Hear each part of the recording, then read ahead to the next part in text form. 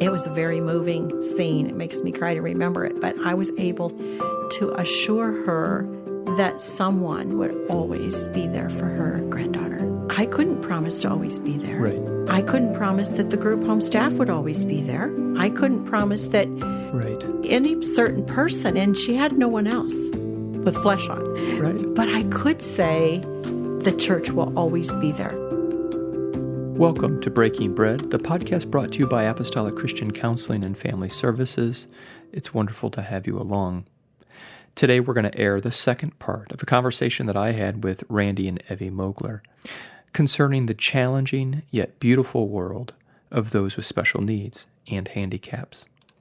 In this episode, listen for the practical tips for engaging those with special needs and also the important role that the church plays. You know, the more you give, the more you're going to get, even if you fail in the process. Mm-hmm. There's risks. There's risks involved in everything, in our interactions, in our relationships, in what we do as people, in what we do spiritually. There's risks, and we can't protect people from risks, including people with disabilities. Yeah. We can't protect them from the risk of failure and us from the risk of failure too, because we learn by our failures. Mm-hmm. In a sense, if you try and engage and fail, it's better than no engagement. Oh, yeah, absolutely. Is that true? Absolutely. That is true. Okay. Because I think that fear is there, and we don't want to say something that's going to make this worse or is going to, there's a lot of things, stories we play in our head, I think, in these moments of possible engagement. If you were to give us more just engagement pointers, what would some of those be? One is just speak directly rather than through an interpreter, but just start with speaking directly. Offer to shake hands when you're introduced. People, even with limited hand use, can usually shake your hand. Another one is if you offer assistance, wait until the offer is accepted, then take time to listen or ask for instructions. The one I often use is just to say, how can I help, or would you like some help? It's very important to treat adults as adults, not to be patronizing. One simple example is it can feel patronizing if you lean on somebody's wheelchair or you kind of hang on it, or if you're patting a person on their shoulder. Remember that a person that rides in a wheelchair will see their chair as a part of their, almost like an extension of their body. So do people that have guide dogs or help dogs. That's just a personal space issue then, just like we would honor people's personal space. Yeah, yeah. Listen attentively. Another little hint is to put yourself at eye level with the person you're speaking with. So like if they ride in a wheelchair or sitting in a wheelchair. To kneel down. Or positioned in a recliner or something, that it's sometimes a good idea to kneel down so you can have eye contact. A rule for communication is to never pretend you're understanding. Just repeat and be patient. And that person is probably patient already, more patient than you are. So just don't fake it. Don't pretend that you've understood what they've said. Just say, this is what I understood, and let them respond, whether that's correct or not, and they will. And when you're talking with someone who you're just first meeting, and so you don't know at what level intellectually they're understanding, it's always wise to start up and go down. So start at a normal cognitive level and assume they understand all the vocabulary you use, and start speaking at that level. And then you can usually tell by the response of the person if they're understanding. And then you can go down to a next level, and down to maybe a child's level of language. But you would not want to start at the child's level. No, I think it could be insulting, and you could lose ground in establishing a relationship with someone. So it's wiser just to speak normally first. And usually you can tell by the response if they're understanding. And I guess the last point is just relax. Communicate the best you know how, and that's going to mean the most to the person you're going to engage with. Evie, as you went through that list, they all made sense when I thought, oh, yeah, I guess I would like that. Or, oh, yeah, I guess I would have liked that. Yes. Isn't that the golden interaction. Rule? Isn't that what Jesus said? Normal interaction, yep. Yes. Yep. Would it be welcome for folks to engage the caretakers, for example, and say, how can I best engage? Oh, yeah. Absolutely. Oh, yeah. That's it's a given. And not only caretakers, but there's a myriad of resources. You might be one of them, ACCFS, but other systems, social workers in public schools, and go online. There's just tons of ways to structure and help.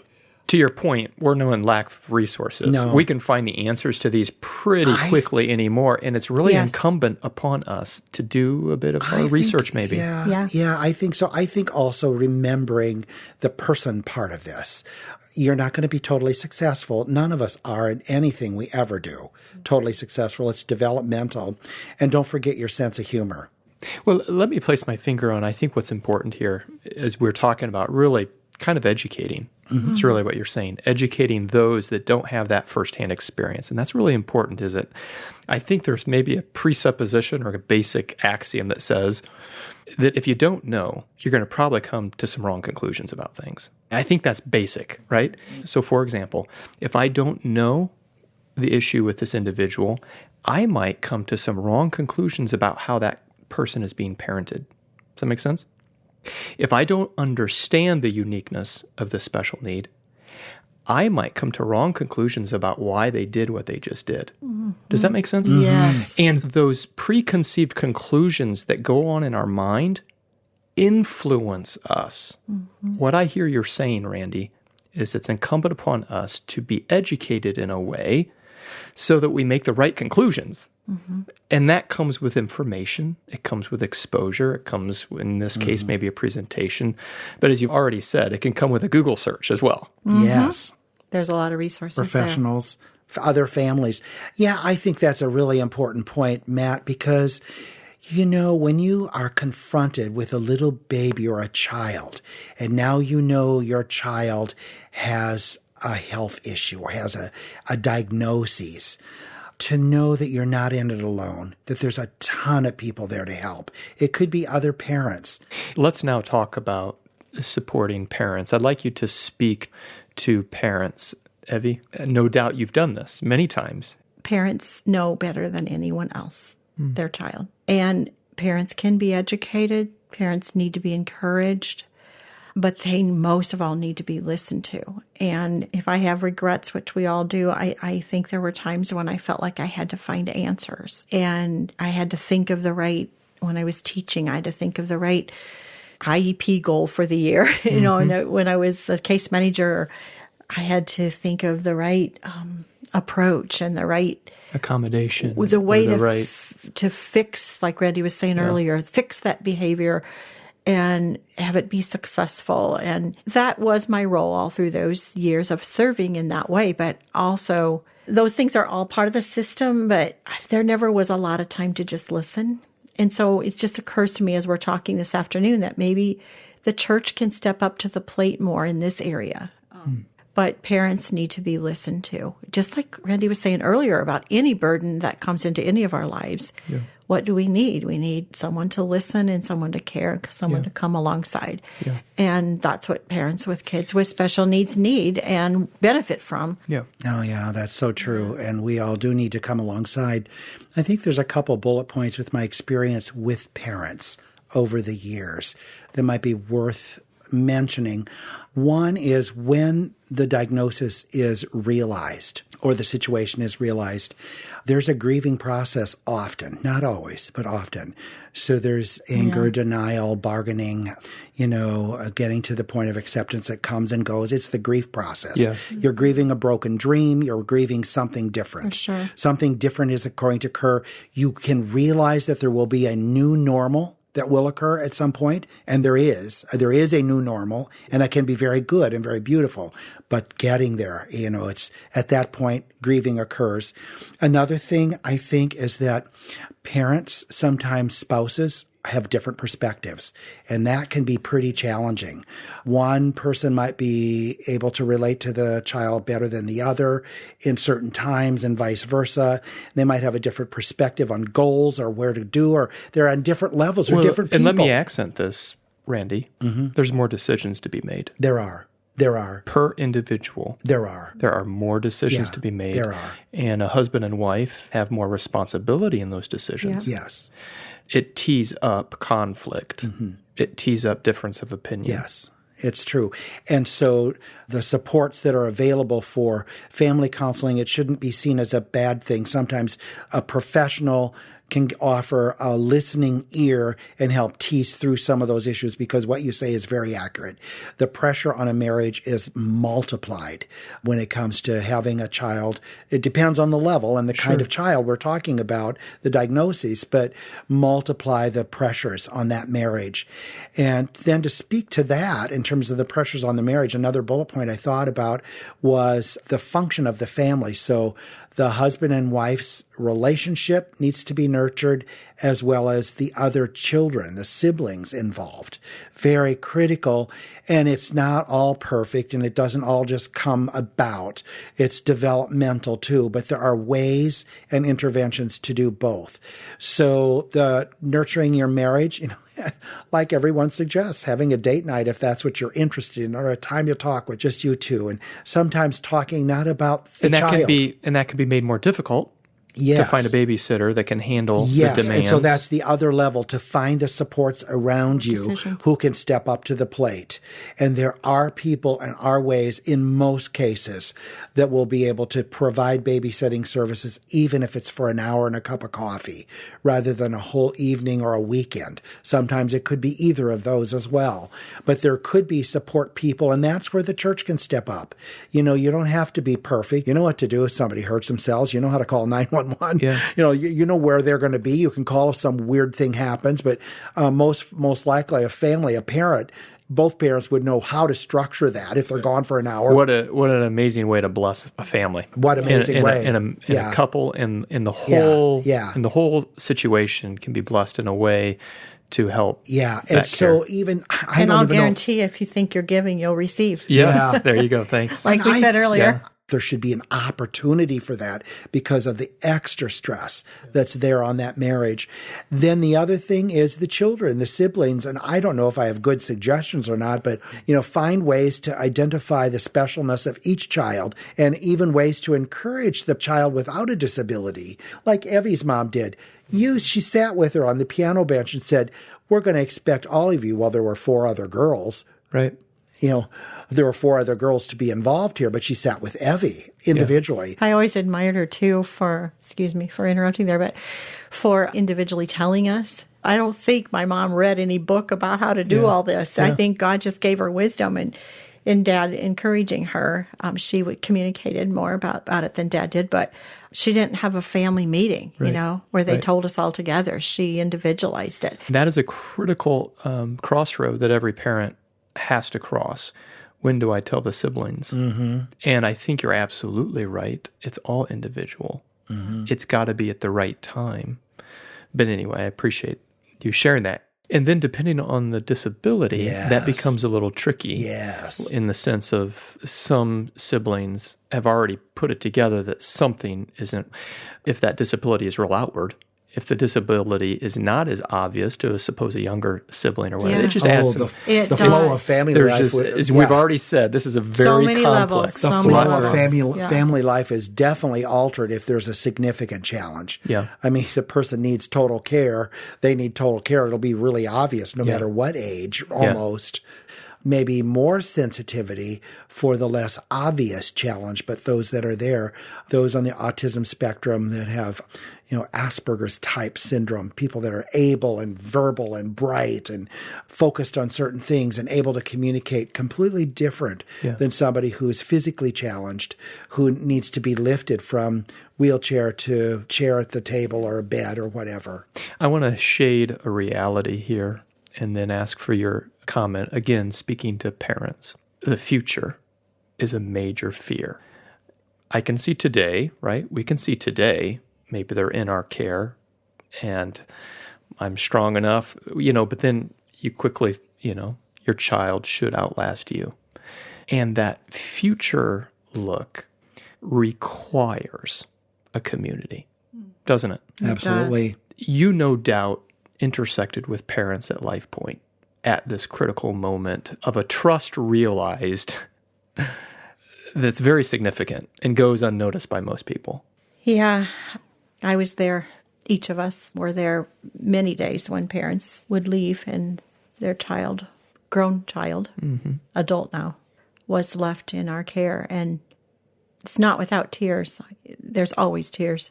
It's just part of it. But I don't know. We've also received so many times when parents have said this, God just opened doors at the right time when we needed this. The hope that you just cast with that story, Evie, is that there was a community to cradle that. The church is an enduring community. I think there's something very powerful here, right? The church is an enduring community. It will last. Point. Yeah. It will last beyond me, beyond all of us. Oh, so much more importance now that as a church that we realize responsibility here. Is that right? Am I thinking absolutely correctly? That really moves me to thank the church. This isn't a great opportunity to do it, but I had the privilege of being at the bedside of an older lady from one of our churches out of state as she was dying, and her granddaughter was sitting next to me. We had been called, and her granddaughter had a disability.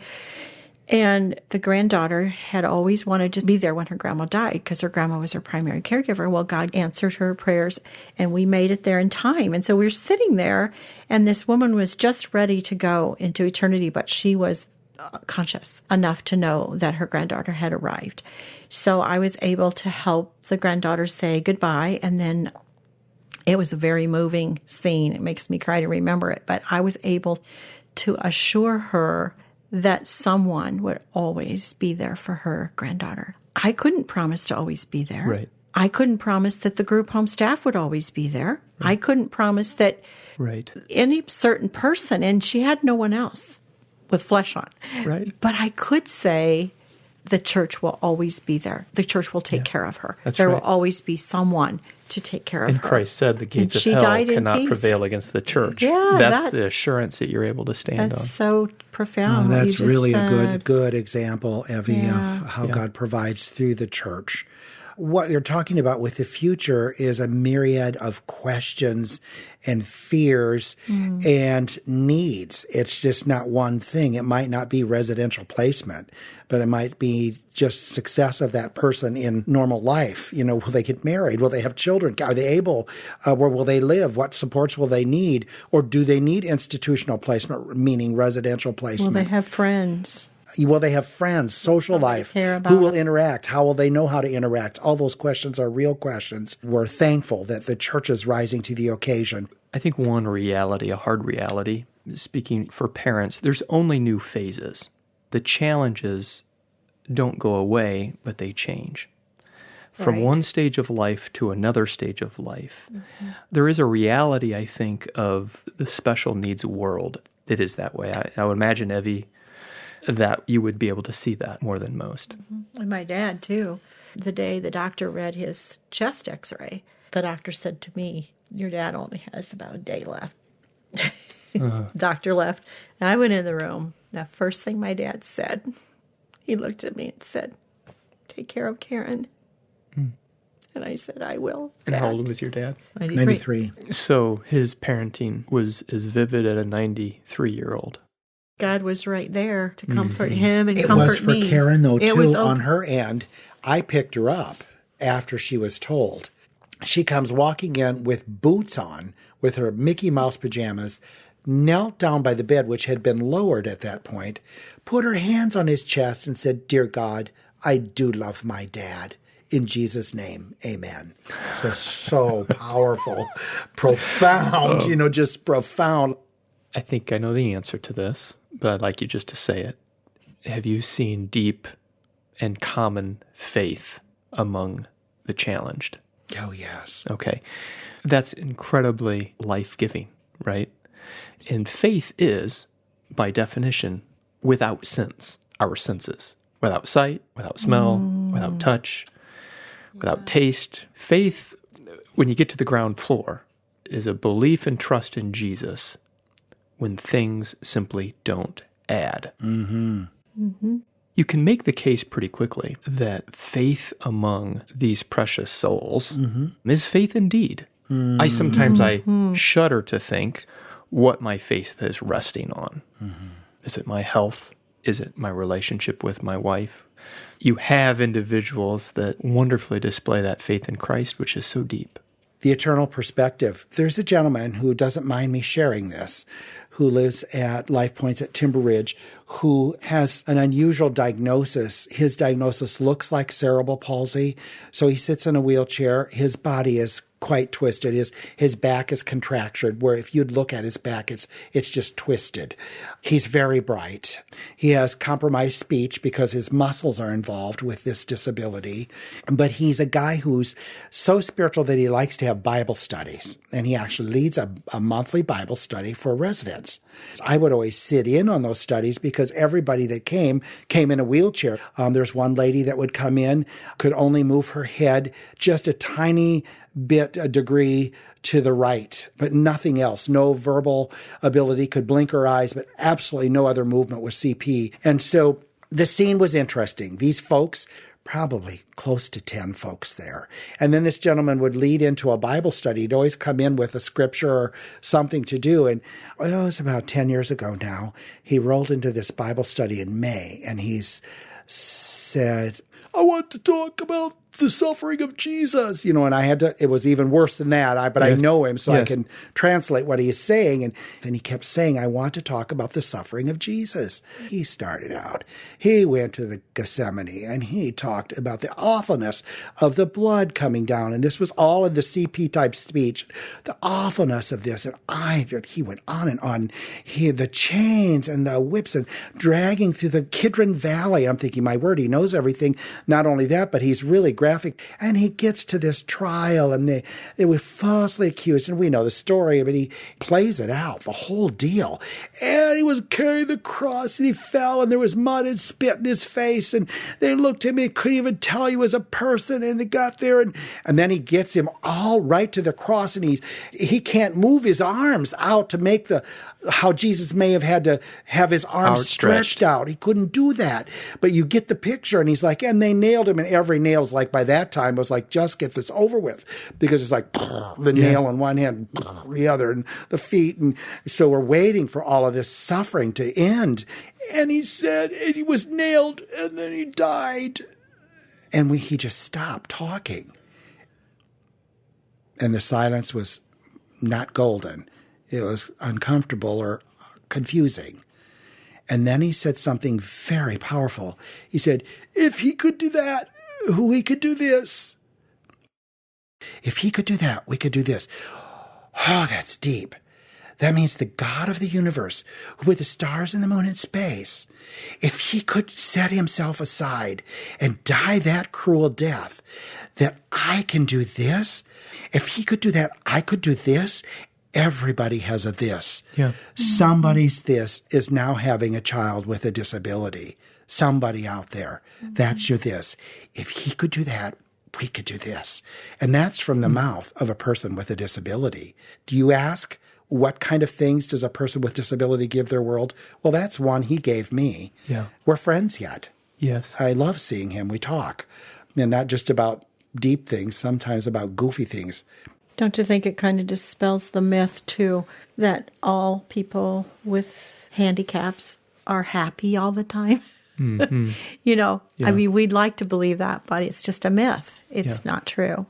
And this man acknowledged that sometimes it brings suffering. Randy and Evie, thank you for being here.